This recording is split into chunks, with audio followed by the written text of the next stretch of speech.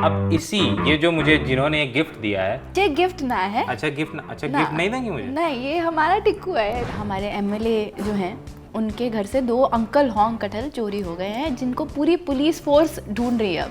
Tone कहाँ से पकड़ी इस कैरेक्टर? भाई टोन बड़ा मुश्किल था, मैं सच बताऊं तो जी हमारे लिए बहुत मुश्किल, बहुत परपंच, जिंदगी का सबसे बड़ा परपंच ही डायलेक्ट था हमारे लिए। सबसे फेवरेट कैरेक्टर कौन सा है और सबसे टफ कौन सा? पहले जब मिलने आए थे आपसे विशाल भारद्वाज तो बहुत डिसअपॉइंट हुए थे मुझे उनकी शक्ल से देख के पता चल रहा था कि वो बिल्कुल खुश नहीं है मुझसे मिलके। आपकी फिल्मोग्राफी देखता हूँ तो इतनी अच्छी अच्छी स्क्रिप्ट चुनती कैसे हैं आप? आमिर सर से तो मैंने ये सीखा कि प्रेप करना कितना इंपॉर्टेंट है कैरेक्टर के लिए। तो मैं उनको देख भी नहीं पाई, मुझे लगा कि बड़ा डर सा लग रहा है इनको देख के। मैंने कहा सर क्या चल रहा है? कह रहे कुछ नहीं, सीक्रेट गेम्स का शूट चल रहा है। कभी सोचा था कि शाहरुख के साथ भी काम करेंगी और राजपाल यादव? मतलब मैं I used to be in awe कि भैया ये मैं देख लूँ या मैं इनके साथ सीन कर लूँ, या मेरे को आराम से बैठ के एक बार देखने दो कि इनकी परफॉर्मेंस कितनी अच्छी है। हमेशा कन्वेंशनल ओपनिंग अच्छी नहीं होती है, ऐसा माना जाता है।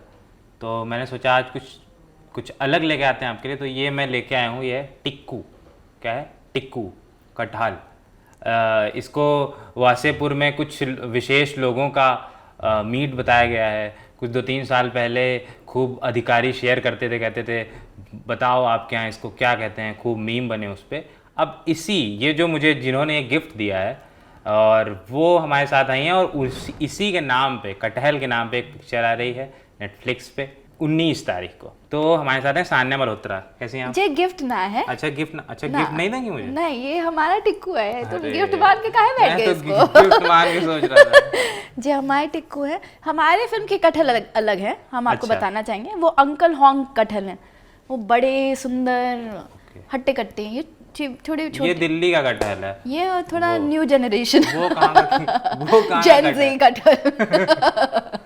अच्छा, ट्रेलर में देख रहा था, टीजर देख रहा था, बड़ा फनी सा लग रहा है। मुझे अपने गांव की याद आ गई कि इस तरह की शिकायतें, बड़ी मासूम शिकायतें गांव में ही होती हैं, यहाँ कौन करता है? नहीं, ये बेस्ड ऑन ट्रू इवेंट्स है और एक शहर की ही कहानी है ये। अच्छा। हमारी फिल्म में मोबा की कहानी है कि हमारे एमएलए जो हैं उनके घर से 2 अंकल होंग कटहल चोरी हो गए हैं, जिनको पूरी पुलिस फोर्स ढूंढ रही है अब। तो मासूम सी तो है, अगर हम सुने तो। आप टीजर में भी देख रहे हैं तो हम कह रहे हैं तो ऐसे तो सर मुश्किल हो जाएगी। कल को लोग कुमड़ा लौकी तो रहेगी रिपोर्ट लिखवाने आ जाएंगे, जो सच है। मतलब वो पुलिस वाली भी कह रही है कि ये तो क्या बात कर रहे हो सर, कल मेरे लौकी खो गई तो मैं थोड़ी ना आ जाऊंगी कि हमारी रिपोर्ट लिख दीजिए, एफआईआर में 2 लौकी खोई हैं। हाँ, ये ग्रीन कलर की, लाइट ग्रीन कलर की। ये तो मुश्किल हो जाएगा। बट ये कॉमेडी है, ये ड्रामा है। हाँ। और इसमें रोमांस भी है और इसमें एक बहुत ही अच्छा सोशल मैसेज भी है। तो एक अच्छा पॉलिटिकल सटायर है। मैं फिल्म देख रहा था, मतलब फिल्म देख रहा था, क्या देखी आपने भी देखी, ऋषिकेश मुखर्जी की फिल्म है चुपके चुपके, धर्मेंद्र है उसमें जी। तो उस तरह की कुछ जटिलता इसमें मुझे लग रही है। आपने स्क्रिप्ट पढ़ी तो क्या कोई किसी का ख्याल आया था किसी पिक्चर की या किसी रोल का, कुछ ऐसा दिमाग में? नहीं, मेरे ख्याल में तो ये आया नहीं। पहले तो ये फिल्म बड़ी यूनिक लगी मुझे। अच्छा। पहले आई कुडंट बिलीव कि कटहल चोरी हो गए हैं। तो गुनीत मोंगा जो मेरी प्रोड्यूसर है, उन्होंने मुझे 1 लाइनर दिया था। ये पगलेट के एकदम बाद ही मुझे कॉल आया कि मेरे पास एक बहुत अच्छी स्क्रिप्ट है, उसका 1 लाइनर मेरे पास है। स्क्रिप्ट अभी है नहीं, पर मैं 1 लाइनर सुनाना चाहती हूँ। And I was sold on the 1 liner only कि 2 कटहल चोरी हो गए हैं और ये पुलिस वाली उसको ढूंढ रहे हैं। इसमें और भी चीज़ें हैं आगे जो ट्रेलर में शायद पता चले, फिर ट्रेलर के बाद फिल्म में शायद पता चले। But I was sold on the 1 liner itself. तो काफ़ी यूनिक लगा मुझे। और यशोवर्धन मिश्रा जो हमारे डायरेक्टर और राइटर हैं, उनसे मिलने के बाद और नरेशन लेने के बाद आई वाज ब्लोन अवे। मुझे लगा इतना यूनिक ख्याल, इतनी अच्छी स्क्रिप्ट लिखी कैसे? क्योंकि ये कैरेक्टर बहुत ही सुंदर उन्होंने लिखा और ये स्टोरी और कटहल का होना। कटहल हमारे हीरो के, हमारी फिल्म के हीरो हैं। लीड रोल है कटहल का। वही लीड रोल है। वो अभी बिजी है तो हमें आके करना पड़ रहा है वो प्रमोशन। बट बिल्कुल लीड रोल है, तो बड़ा यूनिक सा लगा मुझे ये पूरा आइडिया। तो ये रोल, इस रोल की तैयारी कैसे? क्योंकि नॉर्मल रोल जो होता है ना, कि जैसे नॉर्मल पुलिस वाला बनना आसान है, बन गया, कोई भी बन सकता है, पर नॉर्मल पुलिस हाँ, वाला मतलब इसमें क्या है, एक ये कैरेक्टर सीरियस भी है, कॉमिक भी है। तो कैसे तैयारी की थी इस रोल की? टोन कहाँ से पकड़ी इस कैरेक्टर? भाई टोन बड़ा मुश्किल था, मैं सच बताऊं तो तो और मैं वाकिफ़ नहीं हूँ इस पूरे वर्ल्ड से। पुलिस वालों से मेरा ज़्यादा इंटरेक्शन हुआ भी नहीं है, ना भी हो, मतलब कौन जाता है जेल जाना पर तो मेरा कोई इंटरेक्शन नहीं था ऐसे हो गया, मतलब जो 2-4 मिनट का सबके साथ होता है, ऐसा कभी टाइम स्पेंड नहीं किया, कभी जाना नहीं, मेरी फैमिली में भी कोई पुलिस में है नहीं, फोर्सेस में है नहीं, तो मेरे लिए बड़ा मुश्किल हो रहा था कि मैं ये कैरेक्टर क्रैक कैसे करूँ। मुझे समझ नहीं आ रहा था कि ठीक है केस सॉल्व करना है, बट मैं एज एक्टर और क्या ऐड कर सकती हूँ इसमें। तो मैं अपना कैरेक्टराइजेशन जो कर रही हूँ वो तो चल ही रहा था। फिर मैंने वन फाइन डे मैंने यशो को कॉल किया, मैंने कहा कि सर हम जहाँ शूट कर रहे हैं वहाँ जाके कुछ दिन रह लें शूट से पहले, ताकि डायलेक्ट आ जाए, क्योंकि डायलेक्ट पे पकड़ भी मेरी बड़ी मुश्किल से बैठ पा रही थी। कहाँ शूट हुई है फिर? ग्वालियर में। ग्वालियर में।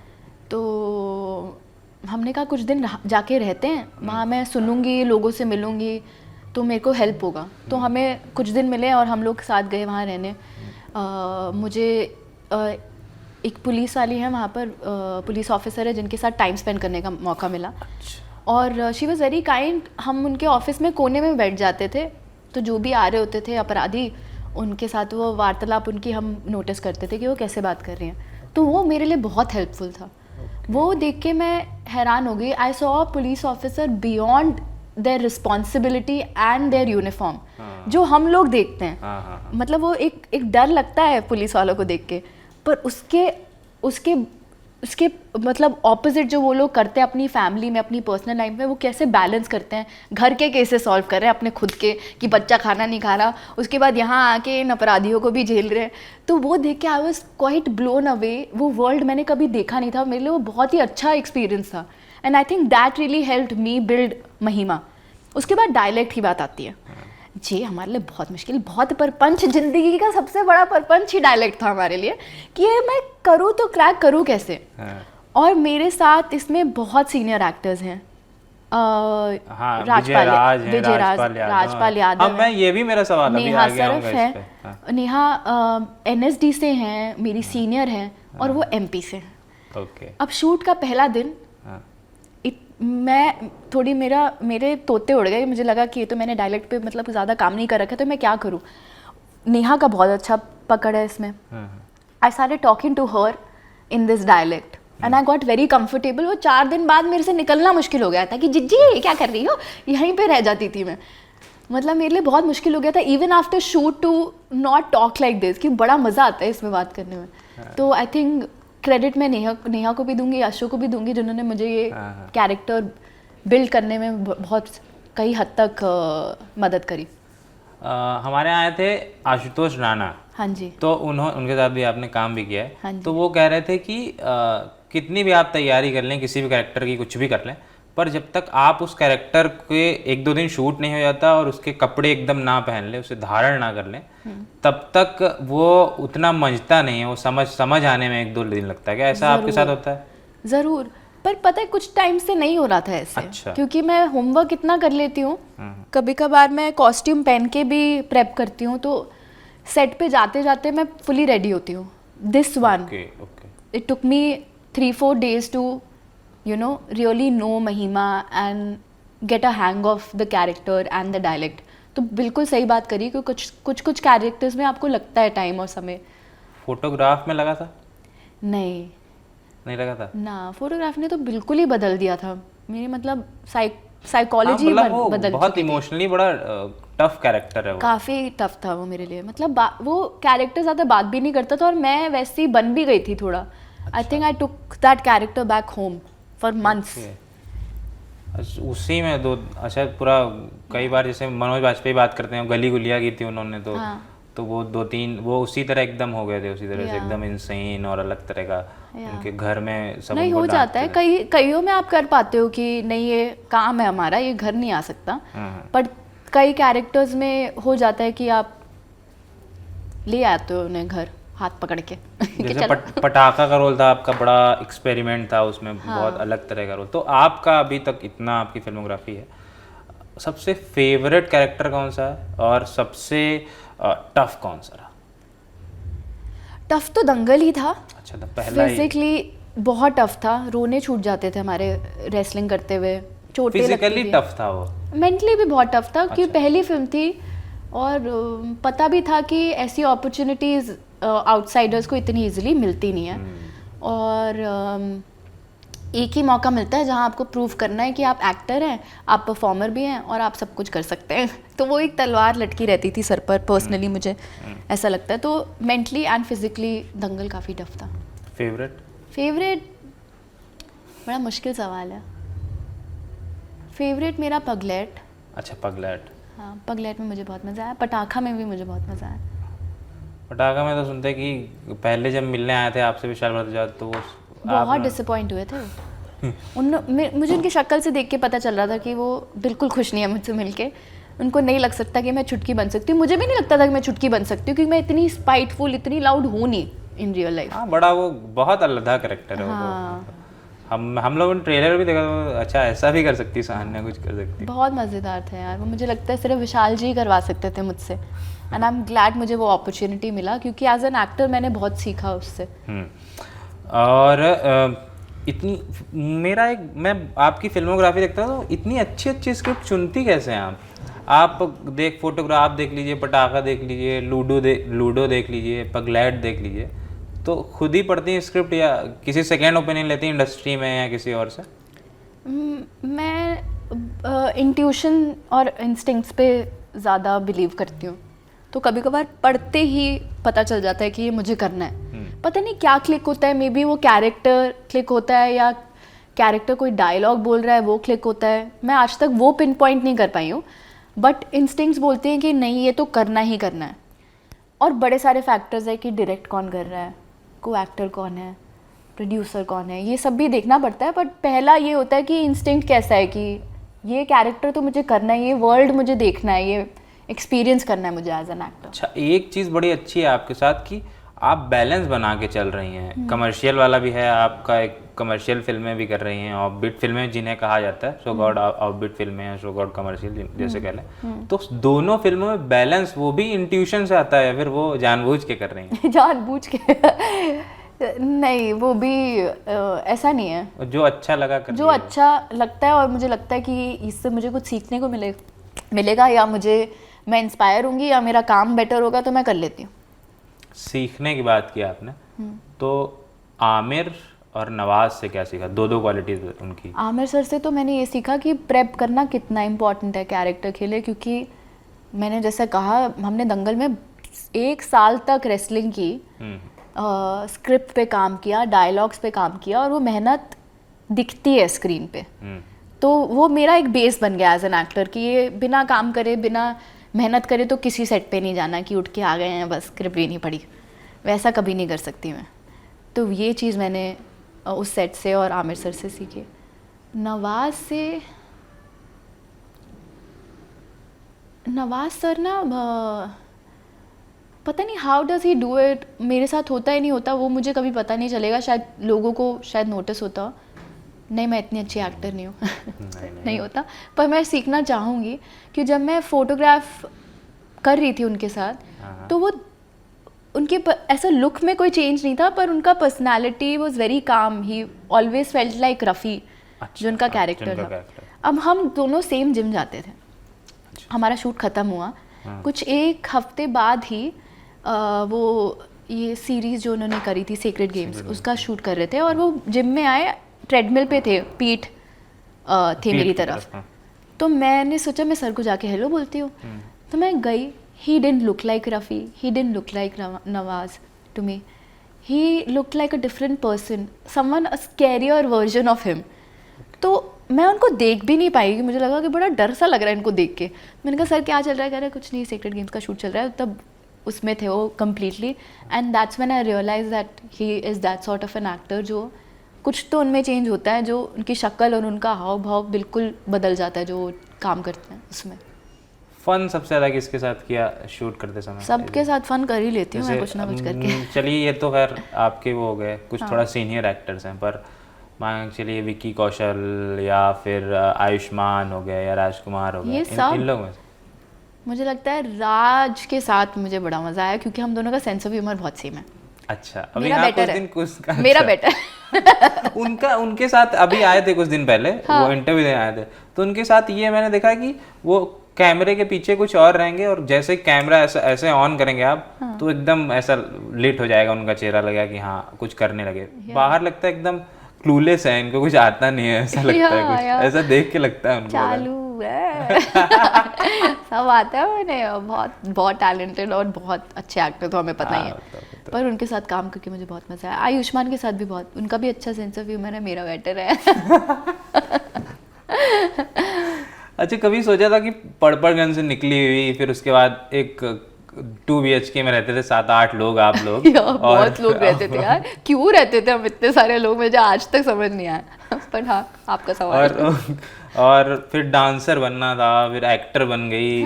फिर कभी सोचा था कि शाहरुख के साथ भी काम करेंगी?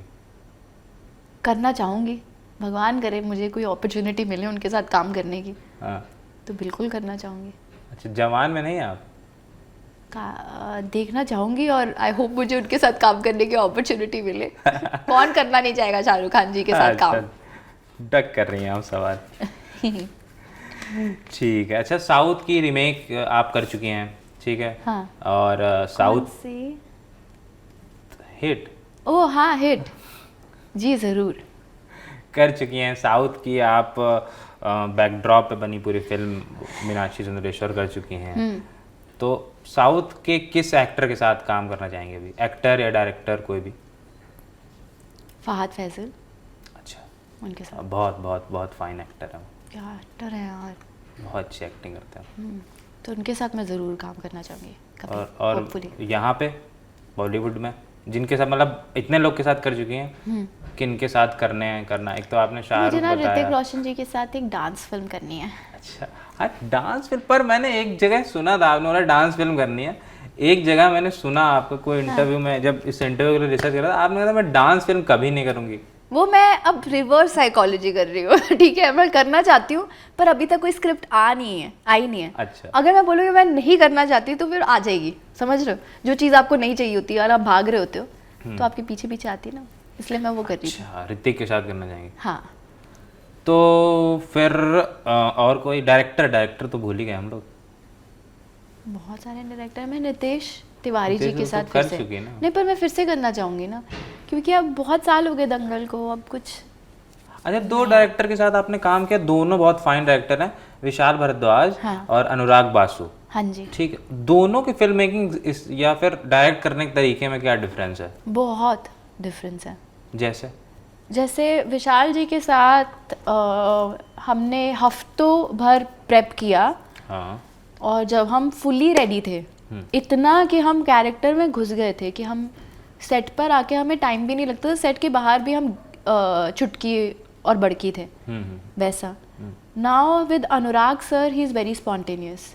अच्छा। तो आप वहाँ प्रेप करके बिल्कुल भी नहीं जा सकते, क्योंकि वो कभी भी कुछ भी बदल देते हैं और you have to be on your toes. Anurag Kashyap भी कभी कुछ उसी तरह से। हाँ, और वो बहुत फन है वो। It shows that how much trust Anurag sir has on his actors. तो वो कभी भी बोल देते हैं कि ये है सिनेरियो, आप कुछ करके दिखाओ। तो बड़ा मज़ेदार लगता है कि खुद से कुछ सोचना है, आपके पास कोई स्क्रिप्ट नहीं है, आप पहले से सोच के नहीं आए कि ये डायलॉग मैं ऐसे बोलूँगी, शीशे में 100 बारी नहीं कर रहे हो, वैसा नहीं होता। आपको एक मौका मिलता है, आपको बताना है कि आप क्या कर सकते हो ये सीन में। चलिए, कटहल पे लौटते हैं फिर से। कटहल आपका टिक्कू जो लेके आई हैं आप, हाँ जी। इस पे लौटते हैं। इसमें ना आपने बोला ना अभी, हाँ मैंने बोला था कि इनके बारे में अच्छा लाइट कैच कर रहा है हमारा टिक्कू एक्टर है एकदम तो हाँ, इस चूंकि ये कैरेक्टर आपका सटायर है इसमें और कॉमेडी भी है, सब है, पर 2-3 एक्टर इसमें बहुत मतलब वैसे मंझे हुए एक्टर हैं कॉमेडी को लेके। मतलब एक्टर तो वो अच्छे ही हैं, पर कॉमिक टाइमिंग उनकी इतनी ज़बरदस्त है। जैसे अभी राजपाल यादव की हम बात कर रहे थे, या फिर विजय राज की, दोनों की। तो उनके साथ काम करना कैसा रहा? क्योंकि वो बड़ा अलग लेवल के, विजय राज को तो देखो वो हरदम वैसे ही रहते हैं, वो एकदम चिल्ड आउट। वो ऐसे हैं मतलब कि हाँ हम आ रहे हैं सेट पर तो हम एकदम बढ़िया तोड़ू परफॉर्मेंस देके ऐसे आराम से आते हैं, बहुत अच्छा परफॉर्मेंस देके आराम से चले जाते हैं। वैसी एनर्जी है विजय सर की। और राजपाल यादव का मैं यहाँ पे रोकूंगा आपको। राजपाल यादव का मैं बहुत बहुत ज्यादा फैन हूँ, मतलब बड़ा फैन। सब है, होना नहीं चाहिए किसी का, किसी का फैन ऐसे नहीं होना चाहिए, पर मतलब एज अ जर्नलिस्ट नहीं होना चाहिए आपको किसी का फैन या फिर ऐसे रूल्स होते हैं क्या? रूल्स नहीं होते, लेकिन फिर बायस हो जाते हैं ना आप किसी को लेके। हाँ तो पर मैं राजपाल यादव का बहुत मतलब उन्होंने वो सीरियस कैरेक्टर भी बहुत अच्छा करते हैं, पर कॉमेडी तो मतलब बहुत अच्छी, मतलब हमारे लिए बड़ा उनका मुश्किल सीन हो थे, जाता उनका साथ सीन था। हाँ, और बहुत मुश्किल हो जाता था क्योंकि वो तो स्क्रिप्ट के बियॉन्ड उनका कैरेक्टर कभी ख़त्म नहीं होता। अच्छा। मतलब वो जब तक आप कट ना बोले तब तक वो करते रहेंगे कुछ ना कुछ इम्प्रोवाइज। अच्छा। और वो बहुत ही मतलब मैं I used to be in awe कि भैया ये मैं देख लूँ या मैं इनके साथ सीन कर लूँ या मेरे को आराम से बैठ के एक बार देखने दो कि इनकी परफॉर्मेंस कितनी अच्छी है। और मतलब बहुत मुश्किल हो जाता था अपनी हंसी रोकना उनके सामने। वो हंसते नहीं है, वो एकदम स्क्रीन पे कभी मैंने नहीं एक देखा। तो सीन बहुत मुश्किल हो गया था करना, मतलब आप देखोगे फिल्म में तो मुझे बहुत हंसी आती है वो सीन देखते हुए। और हम लोगों के लिए आज को एक्टर्स बड़ा मुश्किल हो गया था। अनंत मेरे लिए, और नेहा भी वहाँ थी, शशि रंजन है फिल्म में, गोविंद पांडे हैं, देर ऑल सीनियर, सब NSD से हैं और मतलब सबके सब बहुत ही अच्छे एक्टर्स हैं। फॉर मी ये फिल्म एक मास्टर क्लास थी इन एक्टिंग।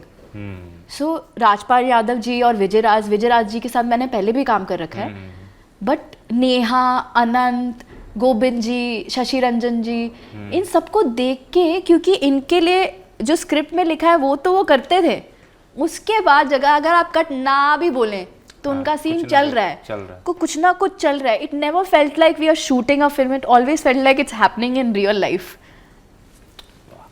तो shooting in happening in real life, और रियल लाइफ कुछ ट्रू इंसिडेंट्स पे फिल्म भी बेस्ड है। हाँ जी, 19 को आ रही नेटफ्लिक्स पे, तो आप लोग देखिएगा। और हम लोग इंटरव्यू यहीं समाप्त करते हैं। एक बार टिक्कू जी को फिर से दिखा दीजिए और हम लोग इंटरव्यू खत्म। हमारे कटहल देखने जरूर आइएगा जो टिक्कू जी के फ्रेंड हैं।